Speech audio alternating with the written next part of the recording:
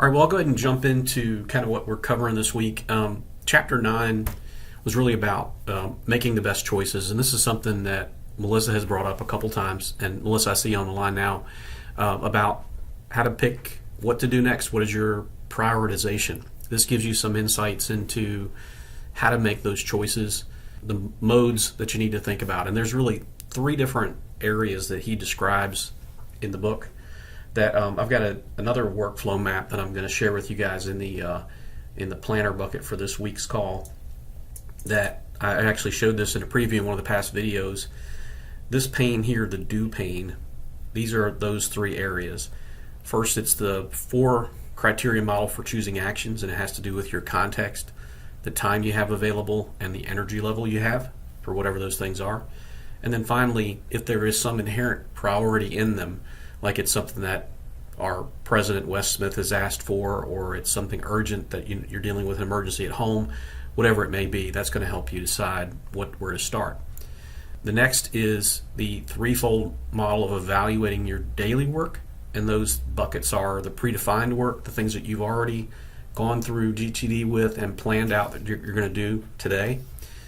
The defining of tasks, in other words, the actual GTD activity of reviewing things through your inbox or other things that come at you and putting them into one of those buckets. And then the things that just kind of happen, the things that just show up. And one of the things I'll urge you guys to do when thinking about that, and David Allen describes this in the book, that the urgent doesn't always get put ahead of the important. So you need to think about how to manage. If someone just walks in and hands you something, do you need to stop everything you're doing and do that?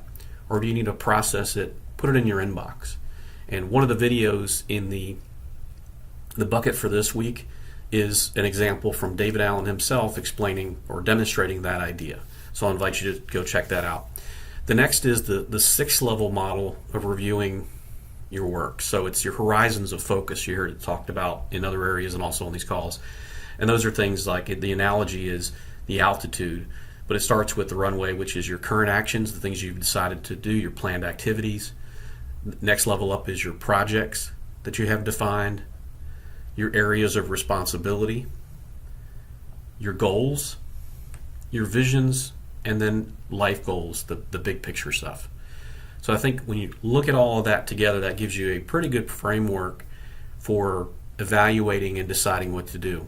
And like I mentioned before when we talked about this, at this point for me, it's not really even a conscious activity. It just kind of happens this way as things occur. Now, once a week, I do go back and I look at, through my weekly review, those higher altitude items that I've put in my someday maybe list, or that I've actually, through this time reading the book again, I've decided to create horizons of focus list so that I can think about these larger tiers, the top 3, that 30,000 feet and above. Melissa, I know you brought this up as an area a couple times in the past about prioritization. What's your feedback? Yeah, so I think Chapter 9 was probably the most helpful for me so far, just because, some of the things I've brought up in the past, and, when you read through it, some of it kind of seems like common sense, but then I think the one thing that really stood out to me, specifically on that 4 criteria model, that I guess the section on the furthest left of the page that you have here, is the energy available. I think a lot of times it's try to power through stuff regardless of how I'm feeling. And this week, without going into detail, I had some personal stuff going on and really didn't feel like I had the energy to do some things that I know I needed to do.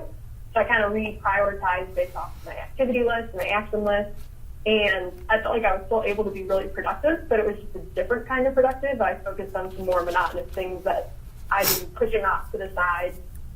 It actually felt more productive than I think I would have if I would have tried to power through some of the stuff that required a little bit more energy. So that's good. And I had in the past, I went through kind of a little bit of self-realization that I was not always processing. I'd put things on my task list for today, let's say, and I would read a task and I wouldn't have the energy to work on that. So I would say, you know what, I'm not going to do that today. I'm going to go ahead and push it out. So I would do that. I would choose the appropriate next date, and I would work on other things. And then I put something new into my workflow where if I actually did that, I would put at the very end of the task in Outlook, I would put the number 1, which to me meant I pushed this out once already. So the next time it came up, I would see that number and go, okay, well, do I have the energy now to do it? And if I didn't, I would put a 2. That way it was a reminder to me, am I procrastinating? Is there some reason why I don't want to do this? Is it really about my energy, or is it's still not defined enough, or maybe it's a someday maybe item. Maybe it's not something I can currently work on. So I would kind of, right. throw that out for you to think about. I'm not saying I don't push things out. I will do that all the time. It's truly that energy or time thing that's causing me to do it. But I do try to hold myself accountable for procrastination. I just don't want to do that. But I do agree with you that this model, you can make that choice. And if you don't have the energy to get into something deep, if you have those contextual lists together, like, hey, these are things that I can do while I'm in my office, and there's 6 of them, and these are all 10-minute or less items. They're quick kill.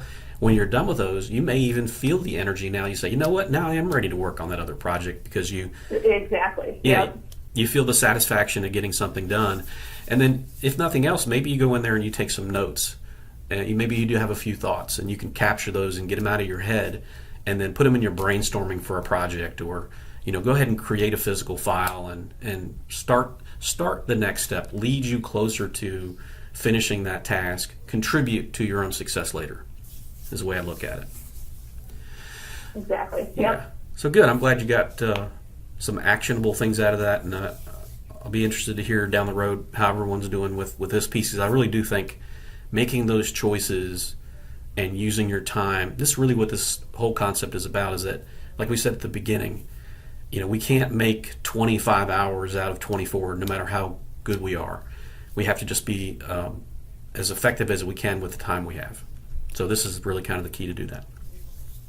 Chapter 10 was about projects and corralling those, and he talks about some of the methods and some of the tools that he uses. I whiteboard a lot. I'll come in my office and I'll write things down, and it kind of gets the juices flowing. And then I already mentioned before about, I want to formalize a project, I'll create a folder for it, or I'll start just typing out some notes, or have a meeting so the other people that you're working with can help you get there. But projects is one of those things, again, for me, I'll admit that I didn't really have a good handle on the first time I read the book, and it's probably been the area that's given me the most productivity and on the strategic level stuff than anything else I've done with GTD. So I'll stress, that's why he dedicates another chapter to projects, I think, is that it really is a key area for success if you want to be more strategic. So if you think about it today, are you more task or strategic focused in your work? And is that what you want? Maybe your role today is perfectly suited for tasks orientation, and your strategy items are really in those higher horizons of focus for life, vision, and goals, and your day-to-day work doesn't require it, but carving out time to think that way will help you move forward. So I'll just show you real quickly here in our week 6 bucket, the notes that I put in here and the things we just talked about. Again, I did include chapter summaries, and then there are 2 videos. This one is the one I mentioned on prioritizing, and then this one talks about those unplanned items in your work, the interruptions, if you will, that come up.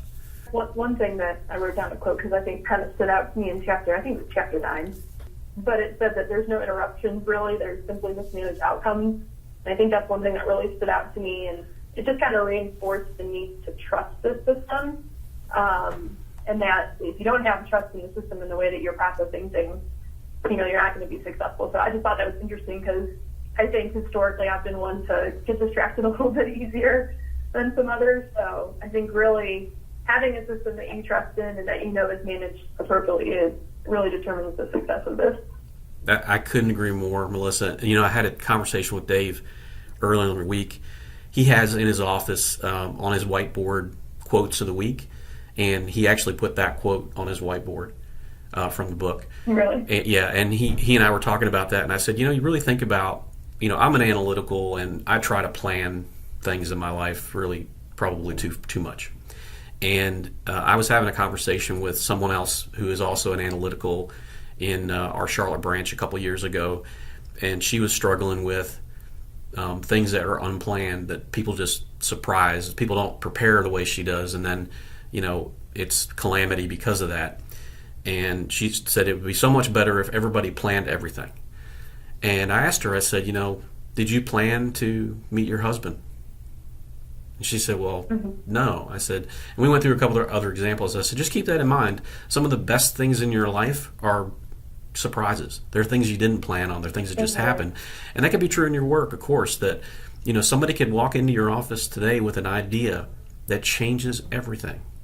And if you're present to listen and to give it your attention and understand what the potential is, and then start working on it, that's how we'll be better. That's how you'll succeed. That's how Mayor will be a better company, that we find those things. And if we all were more available to each other in general, I think we could accomplish more. So I think that's a real key insight, and I'm glad. It's, again, another reminder that we're all kind of going through this together, that we're making these realizations at the same time, and I think there's opportunity for all of us in that. So thanks for bringing that up. So, hey, we have one more meeting, and once that's done, we're not going to stop. We'll still continue to talk about this on and off. I'll probably put some things on my weekly reminder to send you all out little bumps every once in a while, just to see how everybody's doing. But wanted to make sure, we have 3 chapters for the final reading, and again, we'll meet next week, and I look forward to talking to you guys. Sounds good. Thank you, Scott. All right, take care. Thanks, Scott.